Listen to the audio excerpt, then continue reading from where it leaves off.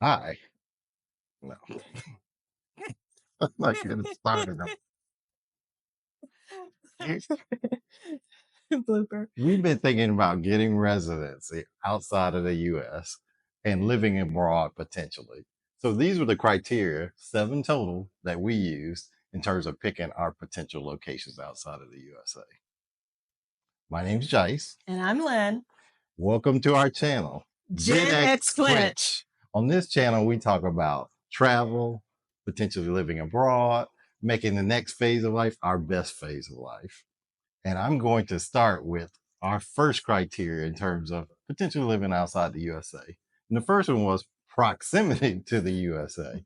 We've got relatives, my parents, sister, niece, etc., Yeah. your nephews, My sister, sister. we have family here in the Yes. US and friends. Lots of people still here in the US. So we might need to come back here in a moment's notice, potentially if there was a health crisis or something like that. So we needed to be a plane ride away, hopefully a direct flight within 2.5 hours, 3 at the most.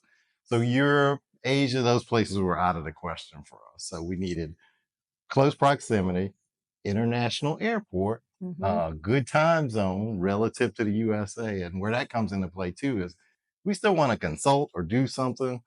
That's most likely going to be with US customers. So we need to be pretty close to our customer base.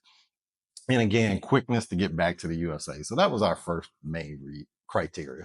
Right. In addition to proximity to the US, just so that we can get back here in a day part. So if you leave early in the morning, we'd love to be at our destination by sometime that afternoon. The second one is really out of the hurricane belt. And we say that because we lived in Florida for over 20 years. Jice is born and bred and grew Florida up native. in Florida. He's a Florida native. And so, we spent some time running away from hurricanes and boarding up and doing that. I'm actually originally from Kentucky, which is part of the tornado zone. So you can't escape all natural disasters, but we do know that there are places in the world that are more prone to hurricanes or tornadoes or earthquakes or typhoons. And we are trying to avoid those places at all possible, especially if we think about being retirement. And this is something we're doing in our 60s and 70s and 80s.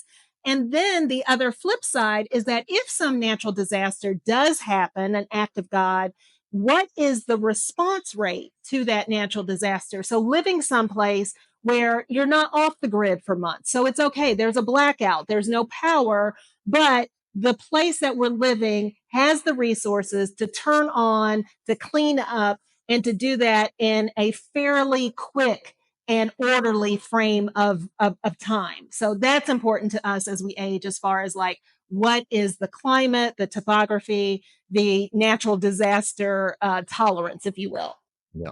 And the next criteria is we really wanted a soft landing. We know the USA can't necessarily be duplicated other places, but there are creature comforts that we'd like to have. Things like a Costco, if they have Amazon, sometimes it's the currency. Some countries outside of the USA use the American dollar. Getting Uber infrastructure, internet, things like that. Again, if we're consulting or doing something business related, like this YouTube channel, we need stable infrastructure and no blackouts either. I've read about countries that have rolling blackouts throughout the day. That's not going to work for us. Highways, public transportation as well, like metro stations. So buses and trains would be helpful. Yeah, we're not trying to rough it. That was like, we're a little bit too spoiled, and we want to continue this level of lifestyle that we've become accustomed to in another country.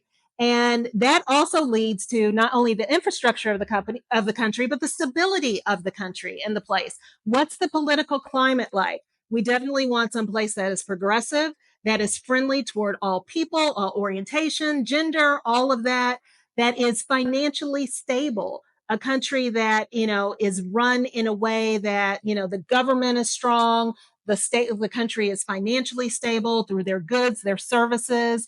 We're looking for some place that's not totally dependent on tourism or hospitality. We know that from living in Florida. We know that a lot of Caribbean nations are dependent on that. And when something happens that cuts down travel, like natural disasters, like the pandemic did, those countries really do they suffer.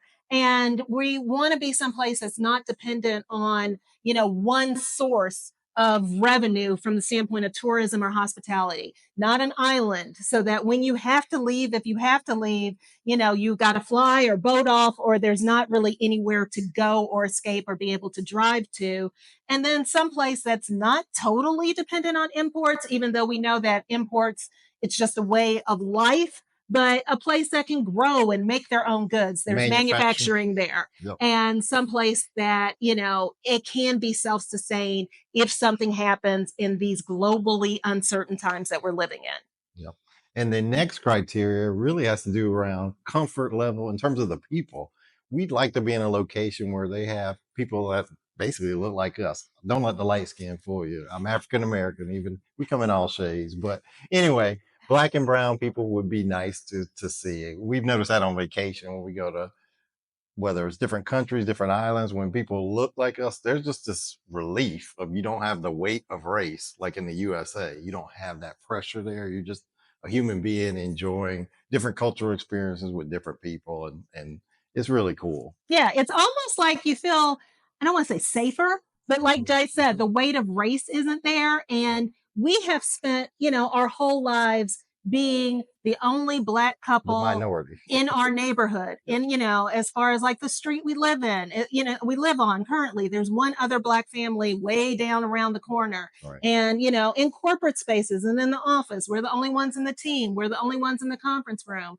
And so, seeking out in the next place, it would be great when you're walking down the street and you see people that look like you and you're not the only one and standing out. So for us, it may not be for everybody, but for us, that's part of our criteria and part of our decision making. Yep. That, there are people that look like us. And then, to a certain degree, it also means that it might be easier to find services like your hair and Right. haircuts and barbers and beauticians and, folks that are familiar with the services that are uniquely for us. Yep. And so with that, looking at those services, the sixth criteria is really cost of living. And so, we're definitely looking at, being here in the US, the high cost of everything. And yes, we are financially preparing for retirement and trying to do all the right things so that we will be comfortable.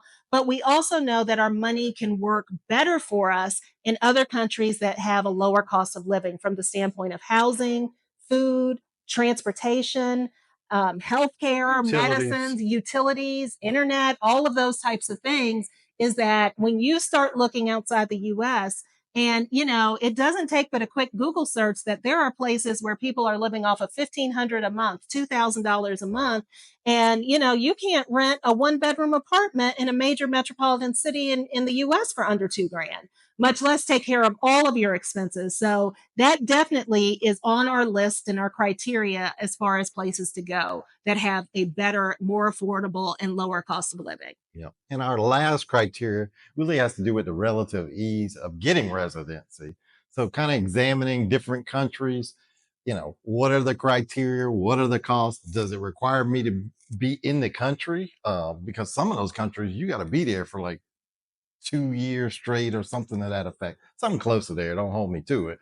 And that doesn't work for us. We both have, you've got a company, I've got a career. So we can't get that time off to go get the residency. We had to look for countries that, okay, maybe a week a year. We can do that. We can use our PTO to make sure we can meet that criteria to do that. So really ease of getting the residency, Right. Not a lot of paperwork, things we can knock out on our own and do during our vacations. Ease of getting was huge for us. Right. So with all of that, basically where we have netted out and what we are looking at as far as residency, we've brought our list down to 2 countries. Yep. And we are investigating Mexico and Panama as places that satisfy all the lists, all the criteria on our list. Right. And really are kind of in the process now of looking at cities in both of those countries as far as like where would be part of the places. We've been to Panama a few times. Yep. We've been to Mexico several times. Mexico's a bigger country. So. Mexico's a bigger country. We have a couple of more. We've done more from the vacation standpoint. So we want to get a little bit more inland and explore. But we've been to Panama City several times. And so that's kind of the next phase of where we are. But that is, we wanted to bring you along on our decision making criteria Right. and how we've landed on the countries that we're investigating that potentially could be places that we land in our retirement years from a residency standpoint.